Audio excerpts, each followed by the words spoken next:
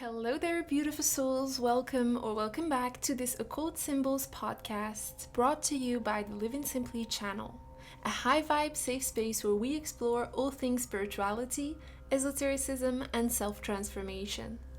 Today, as recommended by one of my dear subscribers, I'm going to be reviewing a very interesting esoteric symbol, the Unalome. Before we begin, my name is Fatih and I'm a holistic astrologer on a mission to help you awaken to your true inner divinity. Make sure to subscribe to this channel and join my mailing list so that you can stay up to date when it comes to the monthly astrological dispatch, my other esoteric and spiritual content, as well as my offers and services. So let's begin by taking a closer look at the Unalome through a historical perspective, especially through the lens of Hinduism and Buddhism. The Unalome is a symbol that is oftentimes accompanied by a lotus flower. Before white girls on Tumblr and Pinterest began tattooing this symbol on their body, traditional tattoo artists in places such as Myanmar or Thailand used what we call the Sakyan tattoos in order to blend the sacred sigil into the life and journey of the wearer. The Unalome is a common symbol in Hinduism and Buddhism, and according to East Asian cultures, this symbol goes way back to the period after the death of Gautama Buddha. Just in case you don't know who this figure is, Buddha was a spiritual teacher who lived in Nepal. He was born into Hinduism and he reached enlightenment and branched out into a completely new philosophy and way of thinking, free of dogma and stigmatization that he believed plagued Hinduism at the time he was alive. And his name, Buddha, by the way, means the enlightened one. So like I was saying, during the years after Buddha's death, his students and followers wanted to create symbols that contain his teachings and could help share his message through time and space. I'm speaking of symbols like the lotus flower as an example that represents nirvana or enlightenment for the Buddhists. So the Unalome too, at first, was created by his disciples, by Buddha's disciples, and served as decorative art in the Buddhist monasteries and as a sigil that these monks used for their meditations. It represents each individual's transcendence and path to enlightenment. And we will dive further into what this concept means in just a few minutes, so stay tuned. In Hinduism, though, a religion that predates Buddhism, like I told you earlier, the Unalome also represents the third eye of Shiva. Shiva, also called the auspicious one or the great god, is one of the most important deities in Hinduism, and let me tell you why. The Hindu pantheon consists of numerous gods and goddesses that are all believed to be the manifestations or faces of the Supreme Being. And among these gods, Shiva has been viewed by many as the most powerful. Because along with Brahma and Vishnu, Shiva makes the Hindu trinity, that we also call the Triumvirat. I don't know if I'm pronouncing it right, but bear with me. Which is all about the process of birth, sustenance, and then death. This is related very closely to the symbol of the Triquetra, or the triple moon goddess. These are things that we find across multiple cultures around the world. And this is fascinating. This is the reason why I'm even doing this Occult Symbols podcast, just to bring awareness to how many similarities there is all across religions, faiths, etc. So like I was saying, Brahma is the creator of the universe and Vishnu is the preserver of it. So Shiva's role in this trinity is to destroy the universe in order to recreate it. Hindus believe his powers of destruction and recreation are used even now to destroy the illusions and imperfections of the world, paving the way for, most beneficial changes that we are expecting in our lives. And according to Hindu belief, this destruction is not arbitrary, it is not chaotic, it is constructive. In Vedic astrology, but Also in Western astrology, the one that I'm using, Shiva is represented by Saturn. And just like him, Shiva strips away what we call Maya, or the veil of illusion and separate self.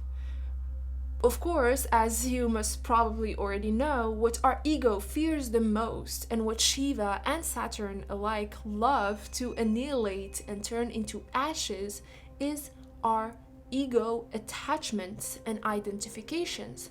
This is also what we call worldly attachments, just being attached to the material, physical realm, and not feeling like there's something more to this entire thing. So both Shiva and Saturn represent a force of destruction and transformation that can lead to new beginnings. So long story short, in Hinduism, the Unalome represents the third eye of this lord, Shiva, and how he is able to disintegrate and deconstruct reality through this filter of truth as he is reaching enlightenment. Okay, so now that we took a closer look at the origins and meaning of the symbol, let's get straight into the symbol breakdown in itself.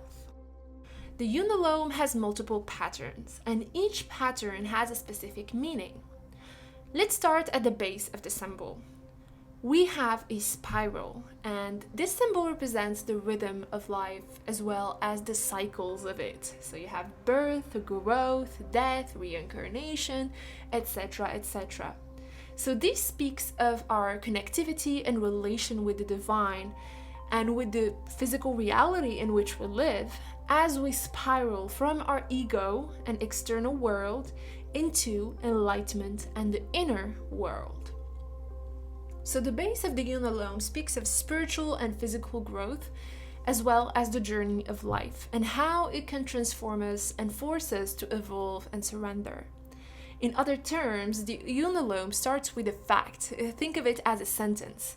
You're the one who needs to transcend in life and find your own path. This is the base of this symbol and what it represents.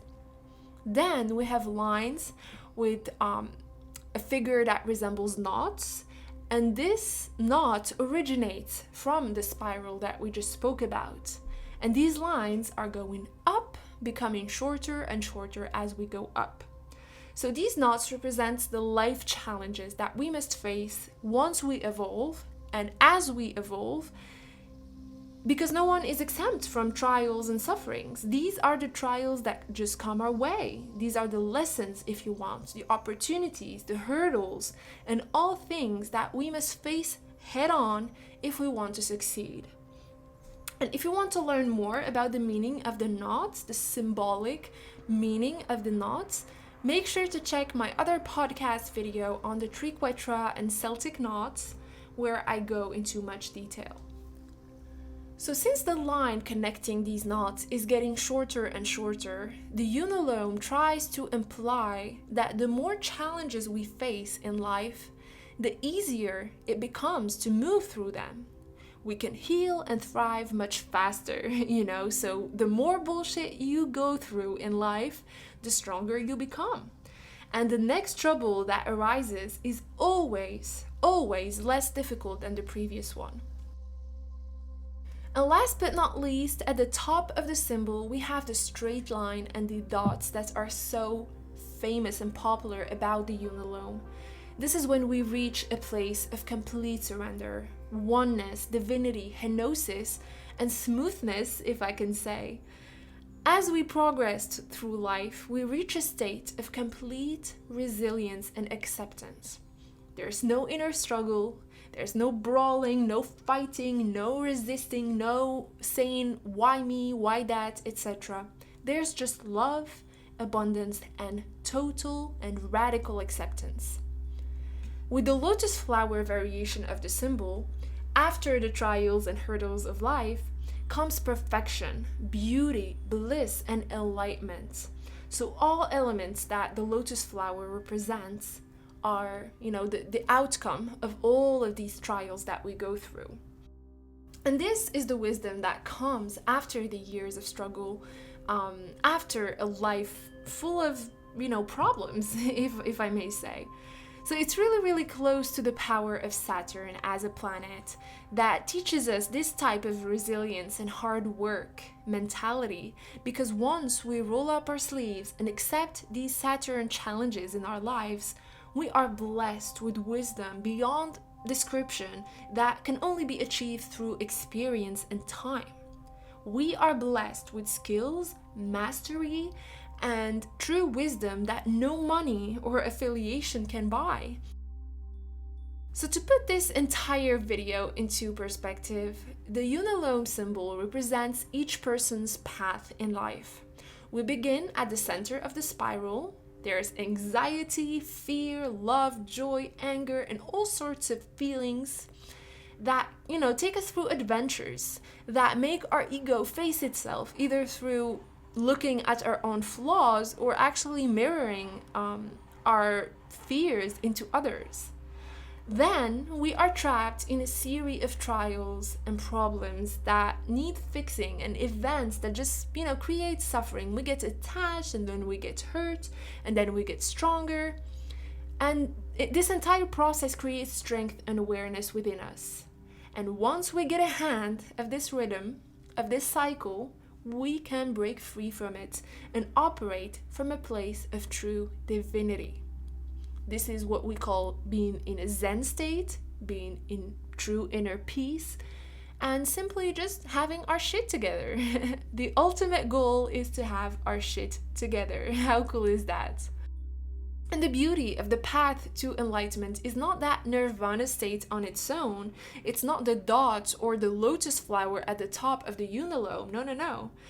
It's the entire dance, the entire symbol. The path in itself and how it transforms us is what matters. So listen, the Unalome is a great symbol to embody. So before I end this video, I really hope you realize that we all go through some heavy shit in life. And, trust me, life is not linear. Sometimes we are stuck in a spiral or in a knot, and we feel trapped. At those times, we just feel trapped, like nothing can change our reality and pattern.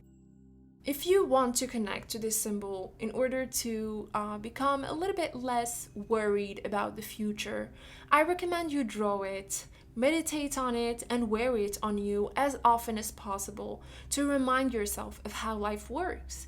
This is a tool and a great way to stay centered and grounded as you go about your life, especially if you're having some difficulties or troubles as of lately.